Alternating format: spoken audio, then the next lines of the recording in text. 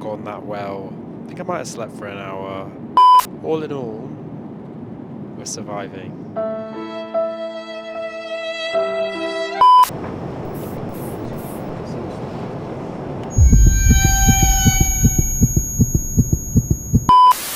We're boarding the longest flight in the world. Singapore Airlines on the A350-900ULR. That's ultra long range from here, New York JFK, to Singapore. That's over 8,000 miles and 19 long hours. Now this aircraft right behind me is unique because it's only got 2 cabins, business class and premium economy. Well, you lot will be happy to hear this. This one's had a few too many luxury flights, so I'm in business class today. I will be in premium economy down the back. Now it's time for us to get on board. Liam? See you later, mate.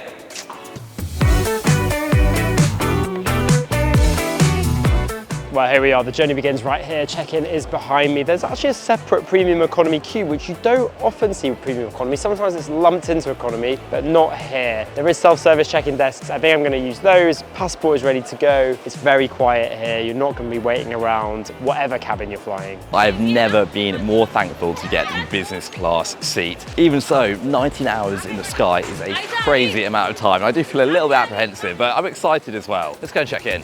Hi there, how are you doing? I'm good, thank you. Flying to Singapore today.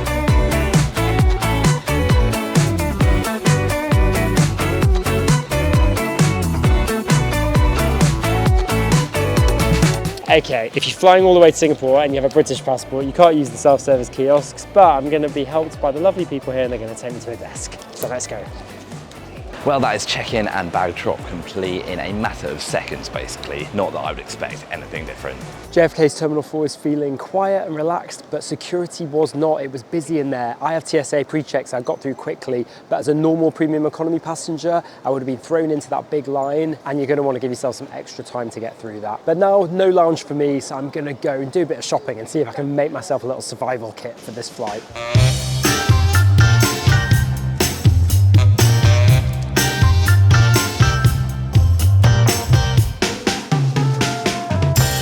Everything I need. Let's go.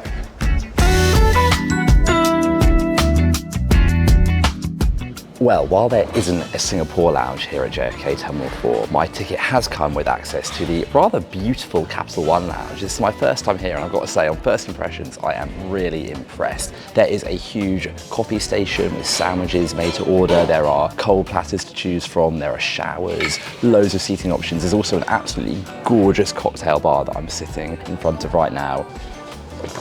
Oh, that's good. You can also order hot food. There's even a cheesemonger here. Honestly, it's all very indulgent and perfect start to what is going to be, hopefully, a very relaxing but long experience for me today.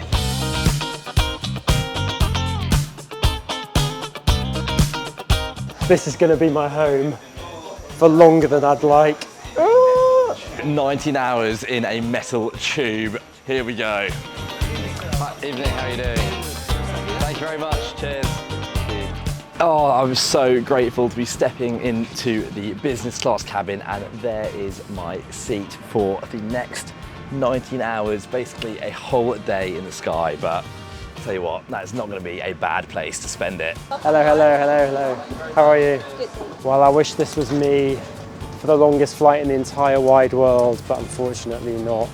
I'm going to head all the way through this cabin and head back to premium economy. And here it is. Let's go. Well, here we are on board my seat 34H in the premium economy cabin of this Singapore Airlines A350-900ULR. You'll notice this cabin goes all the way to the back with no economy behind it. There is no economy cabin on this plane. This cabin is arranged in a 2-4-2 configuration. These seats may feel a little bit narrower. There's a decent amount of legroom, but it doesn't feel like the biggest premium economy seats ever, but definitely a jump up from economy, and I'm glad for that for the next 19 hours. Each seat comes equipped with various different bits and pieces, including 2 USB-A charging ports, a universal power port, a cubby hole to keep your water in, and there's a bottle of water stocked there already for me. There's a pretty large IFE screen in front, and the entertainment system is good here. There's even 4 live TV channels, which is great. There's both a leg rest that comes out from the calves and also a footrest on this seat. and they're controlled by 2 push buttons just to the left-hand side of me. The tray table pulls out from the side of the seat here, and large, good enough to work, good enough to do anything you need on there. The seat also has a recline, and this is going to be important on these long overnight flights. Oh, so that is a really decent recline. The whole seat seems to tilt and cradle, and then with the leg rest up and the footrest down and the adjustable headrest, which you can move the wings in on, that actually provides a really nice, comfortable sleeping position.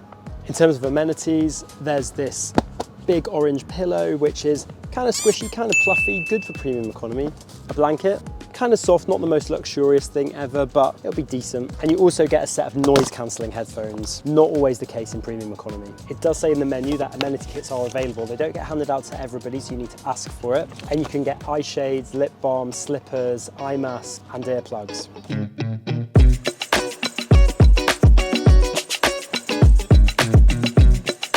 Well, welcome to my seat 16A here on Singapore Airlines A350-900ULR in business class. Already the first thing that sort of strikes you as you board is just how big the business class cabin is. We're talking 67 seats. That's nearly half of the entire plane.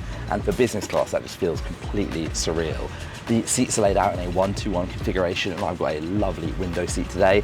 This product's been around for a little while, but I do really like it. I have a really sort of nice deep pod, and even though there's not a full sliding door that closes, you do have a little partition here, and I think because of sort of the height of the seats, it feels like you do have a good amount of seclusion and privacy from the rest of the cabin. The seat itself is really wide, it's nice and padded, and you can see that there is tons of room to shuffle about in. It's not narrow at all.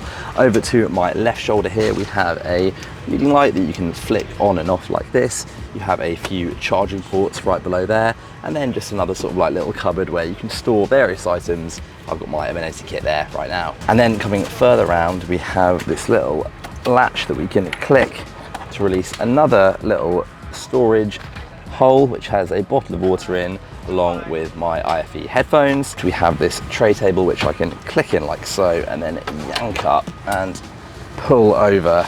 And as you can see, that is a really good size. You can even slide it further onto your lap and move it back and forth depending on your preference. Above that, we also have my IFE remote, which I can use to control the lovely big screen in front of me. And then if I swing you around, you can see we have this extra storage compartment up top, and then further down we have a little tray where you can have your drink on. I've got my nice pre-departure orange juice, and then even further down we have the first of 2 little cubby holes to stretch your legs out in. So this is for the lying or sort of recline position, and then further down there is more leg room down here, and if I yank my bag out of the way, you can see that there is plenty of space down there as well. Then if you slide this up, you will reveal a vanity mirror, so you can make sure you're not looking too disheveled after such a long journey. And then right out in front of me, you have this enormous IFE screen, which is going to score a 1, 2, 3, nearly 4 on the Liam Spencer hand scale. So this isn't touchscreen, you only control it with your IFE remote, but it is a fantastic size. Then finally, over to my right, we have another selection of lights that I can click on like this, and down on my right armrest, we have a selection of seat controls. So later on, I can turn this seat into a lovely flat bed. You've definitely got to give credit to Singapore. They boarded this 161-seater flight in about 10 minutes, maybe less. They definitely know what they're doing.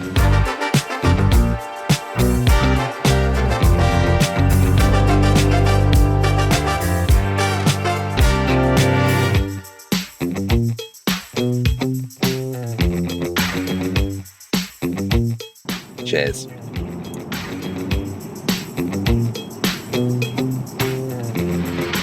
Well, I'm delighted to say we have taken off, and this mammoth journey towards Singapore has officially begun. Just had my order taken for dinner, which is going to be the first of, I think, a few meal services on board today. Have a lovely big menu here full of different dishes, cocktails, refreshments.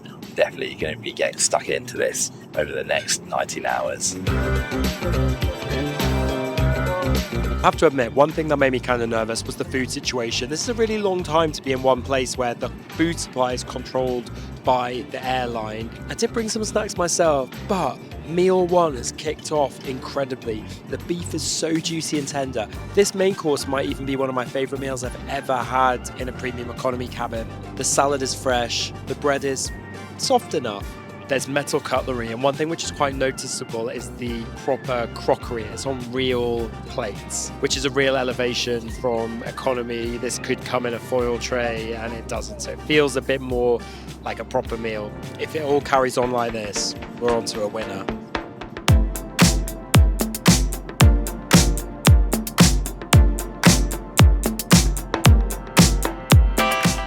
This looks incredible. The salmon is super fresh. The cauliflower is crunchy. We've also got some zucchini in there, sweet pickles, some chickpeas. It all comes together really well. Perfect way to start this meal. And then, just because I'm not that classy, I had to go for the garlic bread, and that is oozing with garlic. Oh yeah, this is the life. This is serious fine dining at 35,000 feet. The noodles are brilliant, they're lovely, cooked perfectly, got a fantastic flavour to them, sort of soaking up all of that broth juice. This is incredible. I'm not exaggerating, that meat is so tender, it's almost falling away from the bone. It's juicy, it's cooked perfectly. This is, honestly, I knew Singapore Airlines food was good, but this is blowing me away right now. I'll tell you what, this has been a generational meal service from Singapore so far. The starter and main were absolutely amazing. And if they can stick the landing with this chocolate mocha dessert, we might be on to an all-timer of a dinner on board. And that is chocolatey, it's rich, it's creamy, it's sweet, it's an extremely indulgent mouthful. It is perfect and just the right size for what you want. Fair play, Singapore, you've blown me away with your food so far. Well, before it gets too dark, let me give you a quick run through of my amenities here in business class. First things first, tell you what, this, when I say fluffy pillow, this is exactly what I mean. It is thick, it is soft, it is large. It's going to be the perfect aid to help me get to sleep later. I have a package here containing my blanket. This is thick. Smells fresh. It's far removed from your crappy economy thin nasty blanket. This is the real deal. And then I also have this Lalabo amenity kit, face mist, hand pomade, and then some final additional goodies as well. So we're talking an eye mask and some slippers as well, so you can get nice and cozy in time for bed. No pajamas though, which is a shame because I feel like on a 19-hour flight a set of PJs would be nice. But with all that in mind, I think it's time to put some of these things on, start getting ready to make this bed up. Welcome to my loo review. It's very rare that we do a review of the loo on these flights, but because we're here for so long, we're gonna have to use this place quite a bit probably, and so let's check out what amenities we've got in here. Now it is kind of tight, not much room, however, it's very clean, and I did notice that right before me, someone else was in the toilet and the crew came straight in before me to clean it up. They sprayed some air freshener, and so everything is perfect and clean. I think they're gonna do that every time if they can before every next passenger. And this is something you won't find on most airlines. Right down here, a little cubby hole with toothbrush and toothpaste. Pretty impressive. So while the crew make up my bed, I thought I'd give you a quick tour of my bathroom situation.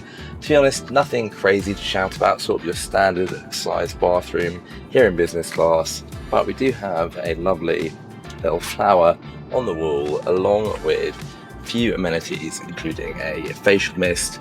You've got some nice hand cream here as well, and some eau de toilette towels, a little drawer down here where you can access toothbrushes, shaving cream, etc. Overall, a nice clean toilet with everything that you're going to need. Right, let's get changed into some comfier clothing for sleeping.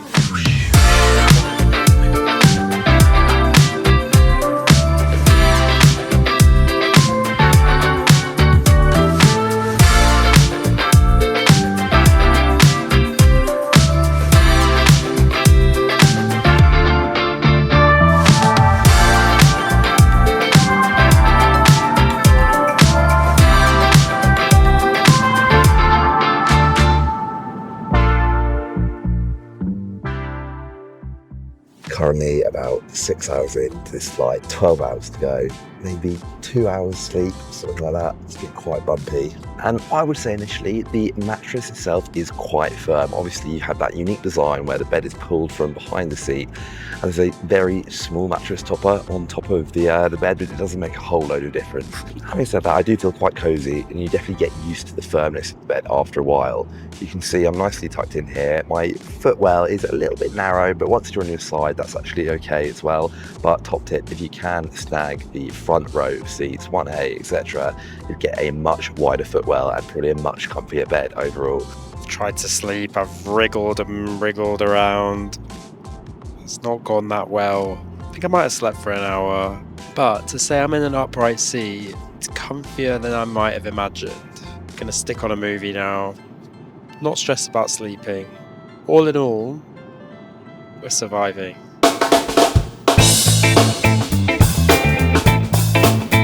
As you can see, it's got a little bit light. We're well over halfway, 10 and a bit hours done, 8 and a bit hours to go, and breakfast is being served. It's really strange because it's about 9 a.m. in New York, it's about 9 p.m. in Singapore where we're going. Day has broken, some people are opening the windows, but it is going to get dark again because we're going to land in Singapore tomorrow morning. But we're eating breakfast now. It's kind of messing with my head. I am hungry, ready to eat, I guess.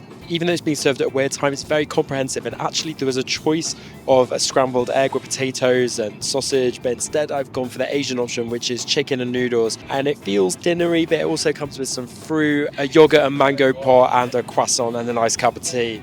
It's a proper meal. It's not like a kind of little breakfast you might get as a second meal service elsewhere. It's the whole shebang. Well, I've just had my second meal service brought out, and is this lunch, is this breakfast, is this dinner? I don't know. I don't care, to be honest, because it looks fantastic. Once again, we've got a grilled shrimp salad with blackberries, walnuts, croutons. I'm running out of superlatives to describe food on this flight. That shrimp is juicy, it's all cold, but it's very refreshing. The croutons are crunchy, the blackberries are sweet. It's just one great mouthful after another.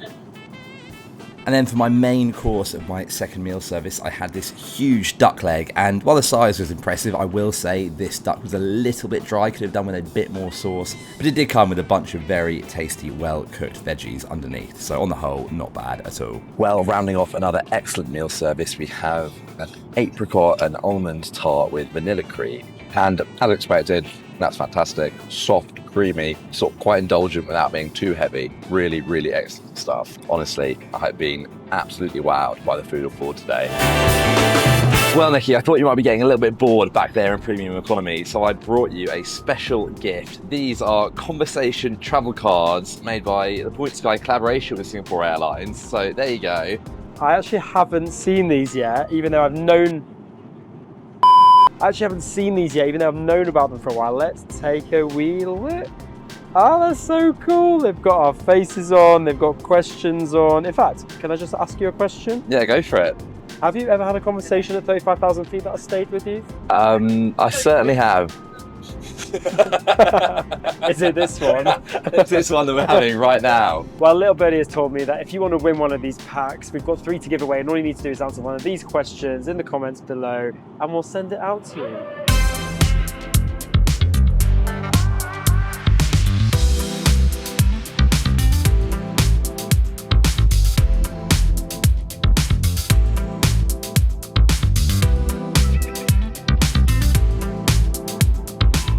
But there's no reason you can't go to the galley and have a little moment with yourself. Get those legs moving, get those hips stretched out.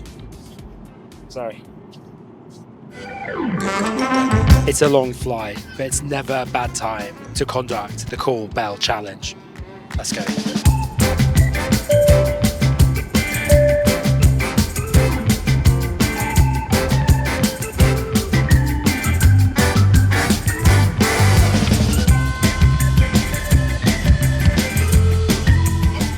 Hiya, can I just get a chocolate bar or something, please? Oh, that was pretty damn speedy, and I wasn't expecting anything less. Hello. Can I just get some water? Yeah, thank you. Not the quickest we've ever experienced, but not bad at all from Singapore. Well, coming into the final 2 hours of the flight now, I'm feeling a little bit peckish. There's not going to be another full meal service, but I do want to test how good Singapore Airlines can make a pizza. Quite thick and fluffy pizza, is that a thing? Not sure that you'd be served this in the middle of Rome, but it's pizza on a plane. That's actually just what I'm in the mood for.